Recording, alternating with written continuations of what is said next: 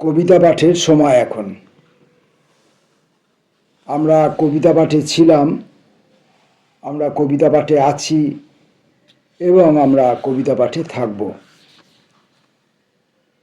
আজকে আমরা এক নবীন কবির কবিতা পড়ব। এই কবি যদিও আমার শহরেরই ছেলে, আমার শহরেরই যুবক, তথাপি এর সঙ্গে আমার আলাপ পরিচয় নেই। দুর্গাপুরে তার জন্ম, কিন্তু তার নিবাস হচ্ছে বর্ধমানে এবং পেশায় তিনি অধ্যাপক। সুতরাং তিনি বয়সে নবীন হলেও আমার চেয়ে তিনি অনেক বড়। কবির নাম অরিজিৎ ভট্টাচার্য। তার প্রকাশিত বই, যেটি আমি সংগ্রহ করতে পেরেছি বার্নিক প্রকাশনা থেকে, বইটি প্রকাশিত হয়েছে জানুয়ারি 2026-এ। বইটির প্রচ্ছদ করেছেন রাজদীপ পুরী। বার্নিক প্রকাশনা থেকে প্রকাশিত অরিজিৎ ভট্টাচার্যের বই রাত্রির ভেতর আলো রাখো। রাত্রির ভেতর আলো রাখো। কবির পরিচয় দিলাম সামান্য। 89 সালে তিনি দুর্গাপুরে জন্মগ্রহণ করেছেন, 1989 সালে। অর্থাৎ এই মুহূর্তে তার বয়স 36 অতিক্রম করে 37।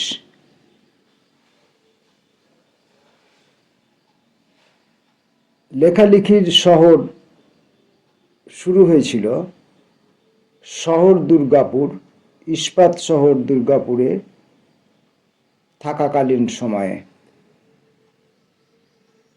তারপর পড়াশোনা, প্রতিষ্ঠা, পেশায় অধ্যাপনা, এগুলো আগেই বলেছি। বিভিন্ন পত্রপত্রিকায় লেখা প্রকাশিত হয়েছে। এই যা আমি পেলাম এই বইটি থেকে কবির পরিচিতি, সেটুকুই বলতে পারলাম। ভবিষ্যৎকালে কোনো একদিন কবির সঙ্গে হয়তো পরিচয় হবে, তবে ইদানিংকালে আমার পরিচয় করতে একটু ভয় লাগে। নতুন করে কারোর সঙ্গে পরিচয় করতে ভয় লাগে এই কারণেই, কারণ যার সঙ্গেই পরিচিত হই, যার সঙ্গেই কাছে আসি, দেখা যায় যে তিনি অপরিচিত হয়ে যান ক্রমে ক্রমে এবং তাকে আমি হারিয়ে ফেলি, তিনি দূরে চলে যান। যাই হোক, আমি কবিতার ভেতর দিয়েই এই নবীন কবিকে আজকে স্পর্শ করতে চাইব। অরিজিৎ ভট্টাচার্যের কবিতার বই রাত্রির ভেতর আলো রাখো। প্রথম কবিতার নাম নীর। কঞ্চির বেড়া তুলে দাও সন্ধে নামার আগে,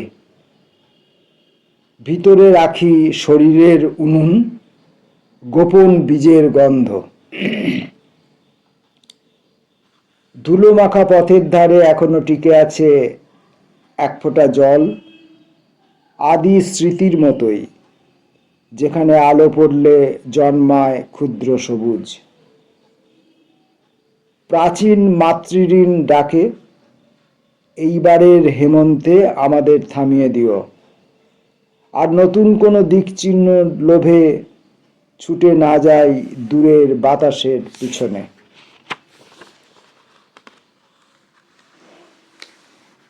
পরবর্তী কবিতা সহচর্য। যে দেহ ছুঁয়েছ আজ, তাকে নত শিরে চিহ্ন দাও। হে নারী, তোমার নিঃশ্বাসেই জেগে ওঠে আদি কথা। হে পুরুষ, তুমি ঘোষণা করো আমি মাটি, তুমি আকাশের উন্মুক্ত আলো। সাক্ষী থাকুক চারদিকের এই ভিজে ঘাস, দেয়ালে ধপধপে নিয়ন, রাতের শ্বাস ফেলা শহর। এই মুহূর্ত যেখানে দুটো দেহ মিলে এক অনামা মানচিত্র আঁকে। সেটাই আমাদের সত্য, আমাদের সীমানাহীন জন্মস্থান।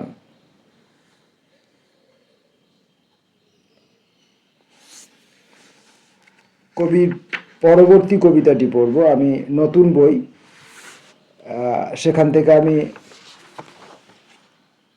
যেহেতু এই কবির সম্পর্কে আমার পরিচিতি ছিল না, এই কবির কবিতাও আমি আগে পড়িনি এবং এই কবিতাগুলো তো অবশ্যই পড়িনি। আমি সদ্য বইটি সংগ্রহ করেছি এবং আমি এখান থেকে পরপর কয়েকটি কবিতা পড়ে যাচ্ছি।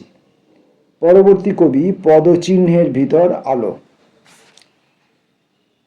তখন তোমার হাঁটায় ছিল কাদা রোদে পাকা নীলের ছাপ।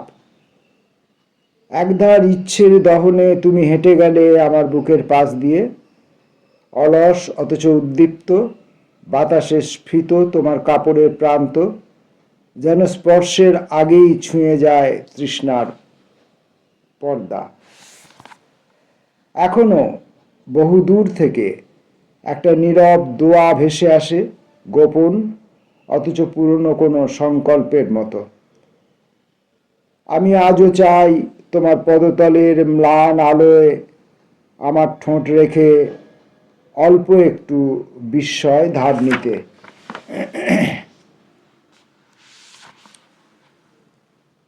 আশ্চর্য ক্ষণিক। মেয়েটি দাঁড়িয়েছিল ঝাপসা বৃষ্টির ভেজা আশ্রয়ে, ধূসর টপ, ভেজা চুলে ঝুলে থাকা অদৃশ্য অভিমান। ফুটপাতের ভিড়ে হঠাৎই তার কনুই লেগে গেল আমার কাঁধের ধারে, এক চিলতে অবহেলিত স্পর্শ। জানি না তার ভিতরও এই সামান্য ধাক্কা কোনো গল্পের মতো সঞ্চারিত হলো কি না, কিন্তু আমার বুকের মধ্যে হঠাৎ খুলে গেল অকারণ আলোয় ভরা এক জানলা, যেখানে হাওয়া চলে শুধু অদ্ভুত উত্তাপে। এই ক্ষুধার্ত শহরের দুপুরেও এতটুকু নরম নড়াচড়ার জন্য আমি এখনও প্রস্তুত, একথা বুঝতে পেরে নিজেকেই নতুন করে অদ্ভুতভাবে ভালো লাগলো। অরিজিৎ ভট্টাচার্যের বই রাত্রির ভেতর আলো রাখো, এখান থেকে আমরা কবিতা পড়ছিলাম, আর দু একটি কবিতা পড়ব।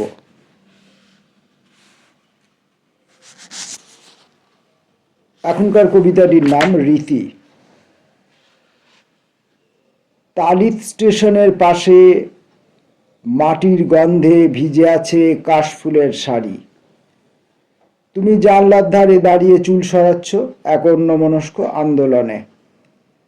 আমি দূর থেকে তাকিয়ে থাকি, দৃশ্যের ভেতর জমে থাকা সেই সূক্ষ্ম ঢেউটুকু মনের মধ্যে নিঃশব্দে বেঁধে রাখতে চাই, যে ঢেউতে হালকা প্রতিশ্রুতি থাকে, আর থাকে তোমার হঠাৎ ঘোরানো মুখের অতিরিক্ত কোমলতা। এই একটি মুহূর্তের মধ্যে যে অতিরিক্ত স্পন্দন, যে অনামী উষ্ণতা, তাকে পুরো জীবন জুড়ে অক্ষত রাখতে চাই নিজের গোপন পদ্ধতিতে। এই একটি মুহূর্তের মধ্যে যে অতিরিক্ত স্পন্দন, যে অনামী উষ্ণতা, তাকে পুরো জীবন জুড়ে অক্ষত রাখতে চাই নিজের গোপন পদ্ধতিতে।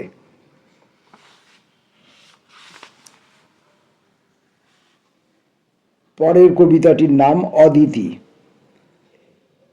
ভিজে বিকেলের কাদামাখা রাস্তায় হালকা খয়েরি শাড়ি তুলে ধীরে ধীরে ফিরছে মেয়েটি। এক হাতে ভেজা ব্যাগ, অন্য হাতে ছাতার কাঁটা আঁকড়ে, চারপাশে ঝাপসা আলো আর নরম বৃষ্টি। কিভাবে জানলাম তার নাম জানি না, তবু মনে হলো যেন দূর কোথাও স্কুলের দোতলার বারান্দা থেকে কারো পরিচিত কণ্ঠ ডাকছে, ৭৫, অদিতি, আজ হোমওয়ার্ক আনোনি তো? তার মুখটা স্পষ্ট দেখা যায় না, তবু এই মেঘলা ভিজে দূরের বিকেলে মেয়েটির হেঁটে যাওয়া ভঙ্গিতে অদ্ভুতভাবে জেগে ওঠে সেই নাম, অদিতি, যেন সে চিরকালই এই পথেই ফিরে আসে।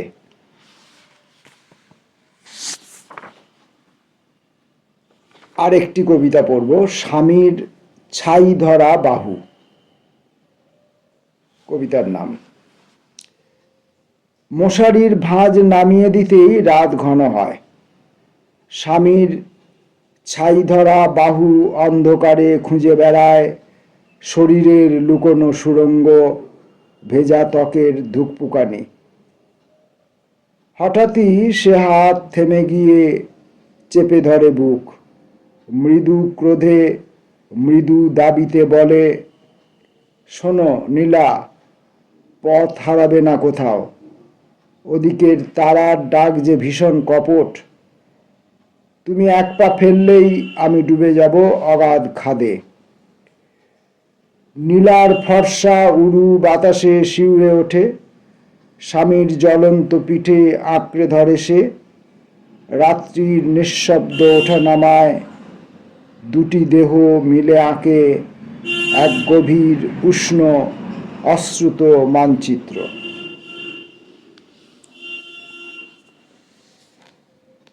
অরিজিৎ ভট্টাচার্যর কবিতা পড়ছিলাম।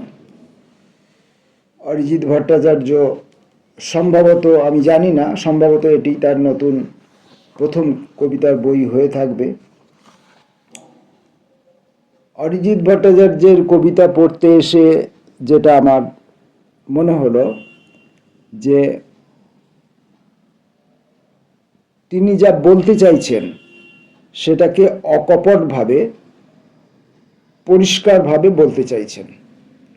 আমার এটা মনে হলো যে তার নিজের ভাষার উপরে তার একটা স্বভাবসিদ্ধ স্বাভাবিক দক্ষতা রয়েছে, অধিকার রয়েছে, যেটা তিনি বলতে চাইছেন সেটা তিনি বলে উঠতে পারছেন। এরপর আমরা অপেক্ষা করব তার পরবর্তী যে কবিতার বইগুলি আসবে, সেখানে আমরা অপেক্ষা করব যে অরিজিৎ যা বলতে চাইছেন সেইটা না বলে, সেটাকে সরাসরি না বলে, প্রত্যক্ষত না বলে, তিনি যেটা বলতে চাইছেন সেটাকে পাঠককে খুঁজে নেবার একটা অবকাশ কবিতার ভেতরে রেখে দেবেন। অর্থাৎ অরিজিৎকে আমরা পাব, অথচ যেন সম্পূর্ণটা পাব না, এমন একটা ভাষা তার পরবর্তী কবিতায় পাওয়া যাবে বলে আমার বিশ্বাস। এরপর অরিজিতের এই কবিতার বইটি পড়তে গিয়ে আমার যেটা হলো সেটা হচ্ছে যে আমি তো এখন বার্ধক্যের দোরগোড়ায়, তো অরিজিতের এই কবিতাগুলি পড়তে গিয়ে আমার সেই অনেক পুরনো দিনের ফেলে আসা যে জীবন, আমি যেন সেখানে ফিরে গিয়েছিলাম। আমি যেন সেখান থেকে প্রত্যক্ষ করতে পারছিলাম যে সেই চলন্ত ট্রেনের ভেতর দিয়ে দূরবর্তী গ্রাম, দূরবর্তী শহর, সেখানে কোনো স্টেশনে একটি দাঁড়িয়ে থাকা কিশোরী, কোনো একজন যুবতী, দূর গ্রামের অন্ধকারের মধ্যে একটি ছোট্ট কুঁড়ে ঘরের মধ্যে একটি আলো, তার সামনে কেউ একজন পাঠরতা, বা কোনো একটি স্টেশনে কোনো এক মহিলা জিআরপি যার চোখের ভেতর দিয়ে স্টেশনটির যাবতীয় আলো প্রাপ্তি ঘটছিল, এবং ইত্যাদি। এইসব কথা মনে করিয়ে দেওয়ার জন্য অরিজিৎকে ধন্যবাদ জ্ঞাপন করি। নমস্কার জানাই আপনাদের।